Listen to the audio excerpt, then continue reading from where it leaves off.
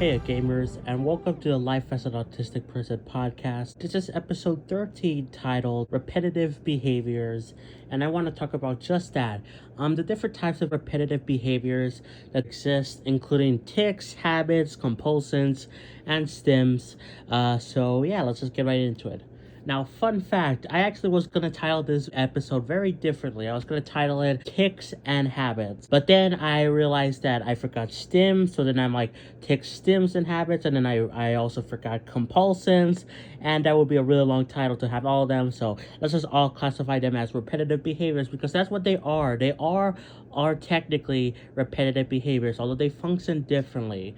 Now I want to go over the specifics of what these mean. What's the difference between all of them? Because honestly, I had to do quite a bit of research myself because I was like, what's the difference? They seem the same, and they can appear the same, but they actually aren't. Let's start off with this Google search I have, which is an AI overview, which I know is kind of controversial because it gets things wrong, but I have looked this over, and it appears to be mostly right. It seems to be all good. I fact-checked it with other websites, other articles, and it seems to be correct, this AI overview, which I kind of, I like AI overviews because it gives you a quick summary of the things.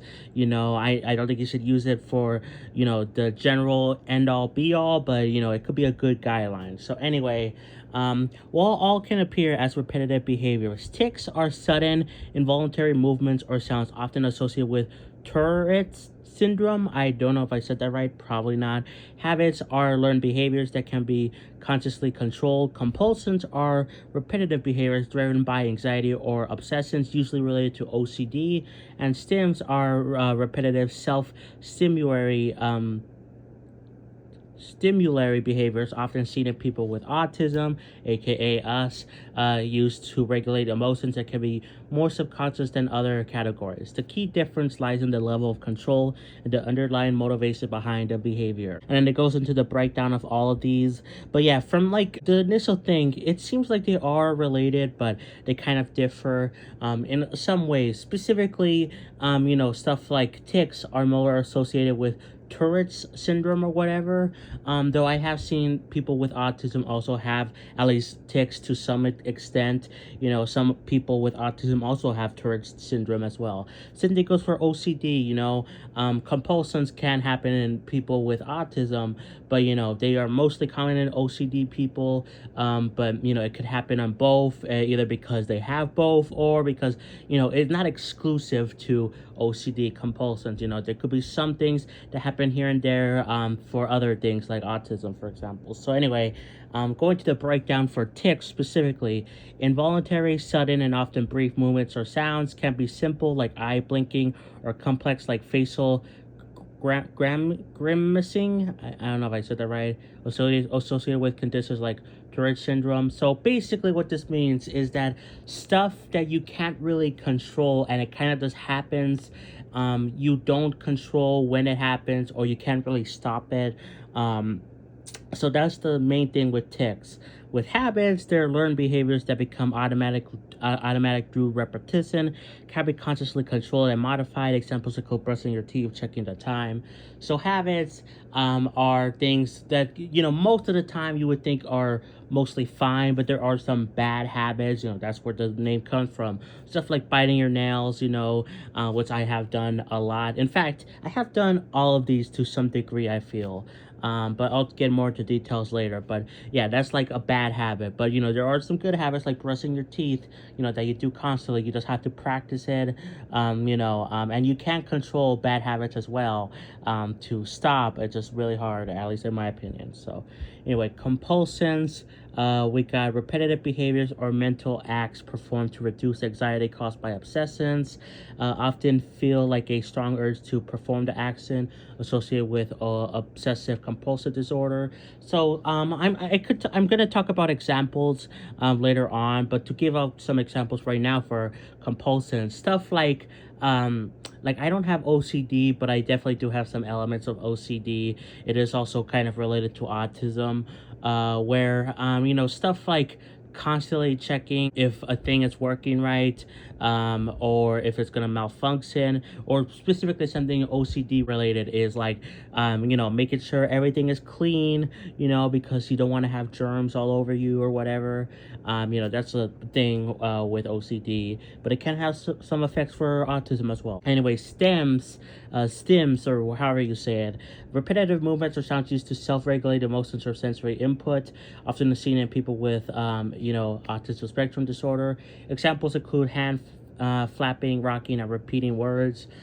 So things like echo loa or something like that, where you repeat a certain phrase over and over again, which I've talked about doing before.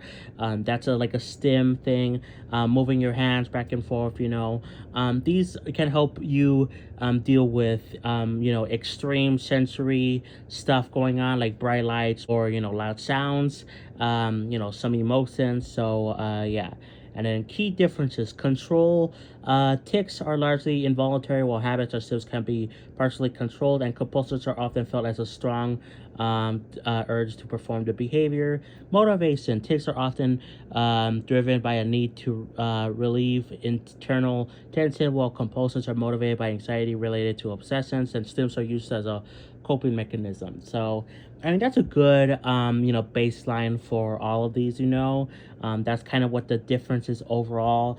And I have, again, definitely experienced all of these to some degree. For sure, obviously, stims. I've talked about this a couple times, echo loa or whatever, where I remember repeating a phrase in kindergarten where there was like a thing where a teacher, she didn't have papers for like some sort of event. So she just said, okay, kids, tell your parents that this event is going to happen at this time, blah, blah, blah. So I just kept repeating that phrase over and over again throughout the entire day. And then when I finally told my mom at the end of the school day, she's like, okay. And then we didn't even go to that event. So that just felt like very, like, really, I just wasted my whole day doing that. So that's one thing. Of course, I've also move around my feet. I've done this like without thinking, because usually it's because I'm a bit nervous or anxious about a thing. But sometimes it's not, sometimes it just sort of happens, and that is a stem. At least I believe it is. So there's that. With compulsions, again, I talked about this before as well, where I have, for a while, and even still a little bit now, but it's definitely calmed down significantly. There was a point where I did have issues with my swits, where my swits, it was like in summer of 2020 when Animal Crossing was the hit thing. I was playing that game constantly, and what happened was that my switch started to overheat, and it caused issues where I couldn't play for more than like an hour, and it eventually got down to like 30 minutes. So I sent it over to a place nearby my house or whatever that fixes it, and it came back like 2 weeks later, and it did not fix it. So we sent it back again. We didn't send it to Nintendo because it would take even longer, even though that probably would have been the best decision. Anyway, it came back another 2 weeks later, like a week later. I think it was quicker than the first time, and it was fixed. However, it then started to have a weird like blowing sound that I could hear loud, and it really messed with my head so much that I was worried that it was gonna overheat again, and I eventually I got rid of that switch. I got the version 2 switch with a better battery life because one, I it was technically my brother's, but I kind of like haggled with him, like, oh, give me that and I'll give you this one, because I just didn't want to deal with that thing anymore, because it was bugging me. Another thing is with the Switch Joy-Cons. I'm sure you've heard about the Joy-Con drift as well, where the Joy-Cons drift, and some people experience it quicker than others. I was unlucky to experience it like 3 times or something with my original Switch. Those Joy-Cons, I had to send them into Nintendo, and then it got fixed, and then eventually they stopped working again with the drifting, so I bought new Joy-Cons, and luckily those were fine. But then I got a Switch Lite that had Joy-Con drift within the first week of me getting it, which was a real darn shame because I really love the Switch Lite. I really like playing it. The comfortability, the handheld factor, how small it is really nice. But because of the drifting, that kind of caused issues again in my head, where I'm like, oh my god, I gotta check, if these other Joy Cons, is gonna have these issues, or I worry that something's gonna happen. So for like a while, I wasn't using the Joy Cons like at all, unless I really needed to for something like Switch Sports. So and even then, I tried to limit it because I was worried that something would happen to the Joy Cons again. So luckily, I've gotten a little bit better at that, and of course the Switch heating thing, but it's still like triggers me a little bit in the back of my mind. So that's a compulsion, I feel, for me personally. Habits, again, I talked about bad habits, biting my nails. That's probably the main thing. I don't really have any good habits. Like brushing my teeth, I am horrible at it. My mom tells me constantly to brush my teeth, and I try my best to do it, but I don't. I usually do it like once every few days or something. And I know you're supposed to brush it every day, sometimes like twice a day or whatever, but it's just so hard for me to do. I never built that. Even when I was going to school, when I had to brush my teeth every day before school, my mom would just tell me to do it, and she would put the toothpaste there. I didn't do it myself, so that's something I should probably learn. But there's that. But I don't really think there's any other habits I have besides. Well, I guess this is a kind of a habit, right? I think where I eat the same food every day, that's kind of also an autism thing, where you eat the same food every day. I can choose to eat different food, but I prefer eating the same food every day, I'm like that. So I guess that's a habit, but overall, the only thing really I consider truly a habit is the biting the nails thing, which is bad. I shouldn't be doing it. I've been doing it for a long period of my life, and yeah, I know it's not good. It ruins your teeth or whatever, but I just can't stop. So, and then ticks.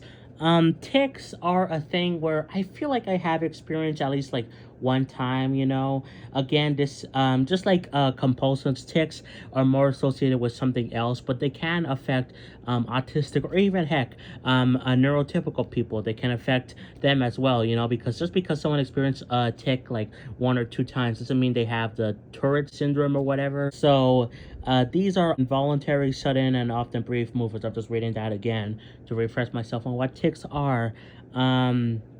I it just might be a tick. I might classify this as a tick actually, where I tend to smile when there's bad situations going on. For example, someone dies, I tend to smile. If something bad happens, like someone gets in trouble, like one of my friends, I smile, and I hate that. I try to cover it up, like pretend like I am actually sad, but for some reason I'm smiling. So I like try to cover it with my mouth and be like the shocked face, where like with my mouth covered, but really I'm smiling underneath. And it's not because I'm a psychopath, it's because like I don't know, it's just something that I do and I can't stop it. And I think that is considered a tick. I think that's the one tick I do have.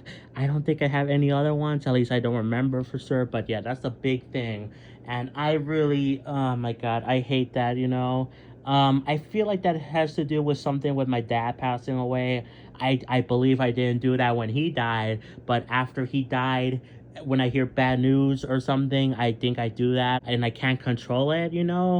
So I don't know, man. I think that's a tick, at least I consider it. But we could look at some more examples, or even heck, more differences of what these are. So yeah, let me just look it up on other places, to get more verified answers, instead of the AI thing, which I know is not completely trusted. Okay, so let's look at more of the differences and overlap between them. So I found this guy from Quora or whatever, which I have verified again that it seems to be correct via other articles talking about the differences. So stims and ticks can look similar, i.e. certain behaviors can be a stim and in one person and a tick in another, but are actually quite different. The fact that ticks tend to appear most when a person is relaxed and disappear when focusing intensely is key. Stimming usually tends to appear most when a person is nervous, stressed, or overstimulated, and although people may feel bad if they try to suppress both tics and stimming. The ability to suppress it is somewhat different. Tics are often entirely involuntary and are harder to suppress, where stimming can be more easily consciously suppressed, but still may cause distress when this is done. And also, I want to talk about this real quick. A lot of people, myself included, feel like a lot of these things should not be accepted. You should try to, stop them, and in some ways you can and you probably could stop them, but it's just really hard to. And I don't think you should be like, treated badly just because you can't control it, like if you smile when some bad news happens, like myself, or you bite nails, like I think you should probably try to learn to help it, but you shouldn't be made fun of because of that, and even then, there's some things that it can't really be helped, and it shouldn't be like a problem. There's things that happen in your situations that cause these things like compulsions, and that's not really easy to do. You just have to let the person deal with it themselves, at least in my opinion. Anyway, going back to this guy, there could be considerable overlap between compulsions and tics too. For simple compulsions like doing a certain motion, that can be virtually indistinguishable, but compulsions also include more complex behaviors with a clear purpose or end, like checking the stove or washing hands, and these would never be classified as a tic. Furthermore, many of the involuntary utterances would not be described as a compulsion. I probably butchered that. And I think stims and compulsions have less in common. A few behaviors might look possibly overlapping to an outsider, but to someone engaging in them, they are totally different. A stimming behavior is something confronting that you do when under stress that helps you concentrate or feel relaxed. Compulsions pop into your head and often cause great cognitive distress. Often that does not fully vanish, even if you carry out the behavior, leading you to want to repeat it. And that is definitely true. Stimming can be help you at that moment, but usually goes away after a little bit. Compulsions tend to stick around. Again, like I said myself, they're mostly gone for me, but I still feel that in the back of my mind about the thing, about the Joy-Cons or the air blowing out on the Switch. In the end, there are going to be some behaviors that overlap, especially between simple compulsions and more complex tics, and possibly some between some tics and some stimming behavior. If you're observing someone from the outside, you can't always know which scenario is going on. But if you are the person yourself, or if the person clearly explains or adjudicates their experience, you can usually pretty definitively categorize most behaviors as one of these three and not the other two. And then, of course, they didn't mention any habits, which habits, are more. I forgot to mention this. Habits are more general basis. Anyone can have them. Technically, all of these anyone can have them too, to some extent. Like, there are some people, neurotypical people, normal people. I say normal people that don't have any conditions or whatever, in case you don't know what neurotypical is. Anyway, they can have stims as well. A common stim is like, playing with like something in your hands, like a ball or whatever. Some non-autistic people have that too, So any of these can be generalized, but habits are the most generalized thing, where it can be good, it can be bad. But usually those are for neurotypical people. But again, it can be generalized. It's probably the most generalized thing. So yeah. So here's even more examples. All three are repetitive acts, but there are differences. Stims are calming, tics are involuntary, serve no purpose, and not connected to any emotion. And they are calming. Not connected to any emotion. I mean, look, I think this is actually correct. So maybe my thing about the smiling is not right, that being a tic, but I feel like it is, maybe it's just a tic combined with, I don't know, something like a stim or something, because it has to do with extreme emotions or whatever, but I feel like I can't control that. So maybe could you actually combine things? Could people have like things combined? I feel like you could. Anyway, serve no purpose and not connected to any emotion, and they are coming. Compulsions are due to trying to calm anxiety and connect it with an emotional state, but unlike stims, they do not succeed. Yeah, then it's just a neurologist and a good psychologist can tell the difference. Yeah, like overall, it definitely seems similar, but they can be different when you look at the details within them. And I think this is a very interesting thing, because autistic people could experience all of these. Any people can experience all of these to some degree. Neurotypical people can experience compulsions at least one time, tics, stims, habits, that's like a main thing.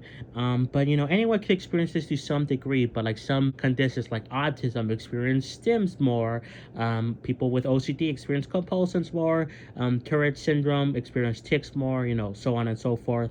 So, I just think this is a very interesting conversation. And I honestly don't think I have much to say. I could talk about some more examples of these, but I feel like I already gave good examples of my own experiences and some other people's experiences with this. So I guess let me know. Do you experience stims, tics, habits, or compulsions more? And if you do, what type of things do you experience? Like, again, for me, probably the moving around my legs a lot is probably a stim. Biting my nails is a habit. The compulsions is me like constantly worrying about like Joy-Cons or something malfunctioning. It doesn't have to include the Joy-Cons, but it could be something malfunctioning. Like, oh, is my TV gonna break? I hear crackling sound. Does that mean my stove is gonna break down or something? Something like that. Technology. So that's probably a compulsion. And then a tic is probably, even though it said not related to emotion, I feel like this is a tic, at least to some degree, maybe combined with something like a stim, is the smiling under very stressful situations. So let me know, do you have any of these? Let me know in the comments. But I think that's going to be it for this podcast episode. A shorter one today. Hopefully didn't mind too much. If you did enjoy, be sure to like and subscribe. I would very much appreciate it. Play some Xenoblade, and I'll catch you all next time for another episode at some point in the near future. Peace. Bye, everyone.